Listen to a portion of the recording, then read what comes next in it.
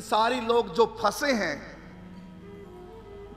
गृहस्थ के बंधन में, रिश्तों के बंधन में जो फंसे हैं, भक्ति नहीं कर पाते क्योंकि संतों से दूर पड़ गए हैं, संतों से जुड़े नहीं, इसलिए वो आसक्ति में बंधे रहते हैं। जब बुढ़ापा आता है और घर वाले जब उनके मरने की मन्नतें मानने लग जाते हैं, जब उनका जीवन बुढ़ापे का उनके परिवार वालों के ऊपर बोझ जैसा लगने लग जाता है और कोई भी ढंग से उस वृद्ध से बात नहीं करते, वृद्ध अकेला पड़ा पड़ा पछताता है कि जिनके लिए मैंने दिन रात एक किया, सत्संग में भी नहीं जाता था, वृंदावन में भी नहीं जाता था, दान पुण्य भी नहीं करता था, सारा जोड़ जोड़ के इनके लिए, और आज मैं इनके लिए बोझ हो गया हूं। जिनके जन्म की मैंने मन्नतें मानी थी और आज ये मेरे मरने की मन्नतें मांग रहे हैं, मेरे मरने की बाट जो रहे हैं। जिनके जन्म की बाट मैं जोता था और आज ये मेरे मरने की बाट जो रहे हैं। ये संसार इतना बेगाना और मैंने कभी सत्संग नहीं सुना, ये मैंने क्या किया। वो बूढ़ा उस समय पछताता है, दुखी होता है, ना तो संसार मेरा बन पाया और ना मैंने भगवान को अपना बनाया, अब मेरा क्या होगा।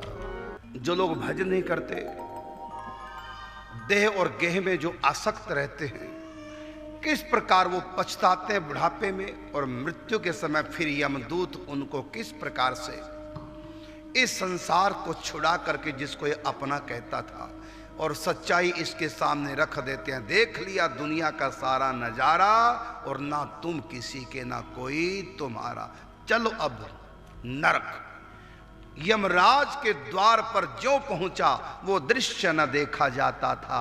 जो आता था नरभूतल से उसे दंड वहां दिया जाता था। कोई बिच्छू सांप ततैयों से उन रूहों को कटवाता था, कोई गर्म लोहे के खंभों से चिपका के कोड़े मारता था, कोई अपनी पिछली करनी पर कर मल मल के पछताता था। कोई आता था, कोई जाता था, कोई रो रो नीर बहाता था। जब खाता खोल दिखाता था मैं मरा हुआ फिर मर जाता। अरे मन मुसाफिर निकलना पड़ेगा, ये काया कुटी खाली करना पड़ेगा। भाड़े के क्वार्टर को क्या तू संवारे, एक दिन तुझे इसका मालिक निकाले, इसका किराया तुझे भरना पड़ेगा। ये काया कुटी खाली करना पड़ेगा। आएगा नोटिस जमानत न होगी, पल्ले में गर कुछ अमानत न होगी, होकर के कैद तुझे चलना पड़ेगा। ये काया कुटी खाली करना पड़ेगा। यमराज की जब अदालत चढ़ोगे पूछेगा हाकिम तो क्या तुम कहोगे, फिर पापों की अग्नि में जलना पड़ेगा। ये काया कुटी खाली करना पड़ेगा। भिक्षुक कहे मन फिरेगा तू रोता, 1,84,000 में खाएगा गोता। फिर जन्म और मरना पड़ेगा। ये काया कुटी खाली करना पड़ेगा। फिर ये आत्मा नरक का वो दुख हजारों सालों तक झेलती है। जब इसके पाप कुछ कम रह जाते हैं कि अब तो 84 लाख योनि में कट जाएंगे, कुछ बचे पाप, 84 लाख योनि में आत्मा चली जाती है। फिर अंत में कबहू की कर करुणा नर देही, देत ईश बिन हेतु स्नेही। तब प्रभु कृपा करते हैं, इसको मनुष्य का जन्म देते हैं, सत्संग भी देते हैं। जब ये गर्भ में होता है 7 मास का, तो उस समय भगवान इसको पूरा ज्ञान देते हैं 100 जन्मों तक का। फिर ये जीव भगवान से प्रार्थना करता है, प्रभु आपका भजन करूं। भगवान ने कहा हर बार तुम यही कहते हो फिर भूल जाते हो। मैं सत्संग भी देता हूं, सब ही सुलभ सब दिन सब देशो।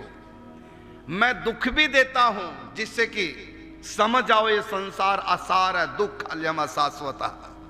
मैंने इस संसार में तीर्थों को बना रखा है, संतों को भेज रखा है, ये तुमको बार बार याद कराते, लेकिन फिर तुम इस गर्भ गृहस्थी के झमेले में ऐसा फंस जाता है, अपने उद्धार के बारे में सोच ही नहीं पाता।